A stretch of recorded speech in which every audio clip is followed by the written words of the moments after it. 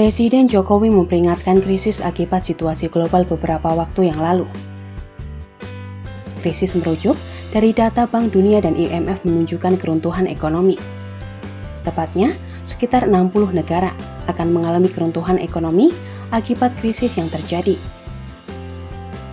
Jokowi menilai dunia dibayangi oleh ancaman krisis pangan, ancaman krisis energi, dan ancaman kenaikan inflasi. Ketidakpastian global disebutnya mempengaruhi situasi yang sulit ini. Jokowi mengatakan semua negara mengalami ini dan sampai saat ini baru awal-awal, sehingga semua harus menyiapkan diri. Jokowi juga meminta jajarannya untuk bekerja dengan menyeluruh. Maksudnya, bekerja melihat hal-hal detail atau mikro, tidak hanya makronya saja. Semua entitas perusahaan disebutnya harus memiliki sense of crisis. Jokowi bercerita, dia ditelepon oleh seorang Perdana Menteri. Perdana Menteri itu meminta stok minyak goreng Indonesia dikirim ke negaranya. Ternyata, stok minyak goreng di negara tersebut kosong. Jokowi menyebut jika kondisi ini terus-terusan terjadi, akan ada krisis sosial.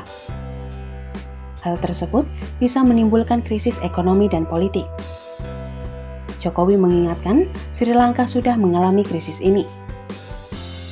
Jokowi mengingatkan pemerintah pusat dan daerah membeli produk dalam negeri. Ditegaskan, belanja pemerintah harus menciptakan nilai tambah pada negara dan membangkitkan ekonomi dalam negeri serta efisien. Bersamaan dengan ini, Menteri Perdagangan baru Zulkifli Hasan mendapatkan tugas baru. Zulhas menyebut dia akan fokus pada ketersediaan pangan dan harga terjangkau. Dia juga menyebut sedang memantau efektivitas program Nikor 2 liter per 1 KTP yang diharapkan tidak ada hambatannya. Zulhas mengatakan, Kemendak sudah berkoordinasi dengan Kementerian Koordinator Bidang Kemaritiman dan Investasi. Hal ini karena Menko Marves Luhut Binsar Panjaitan adalah Kepala Satgas Nikor. Zulhas menyebutkan, kepentingan rakyat akan diutamakan.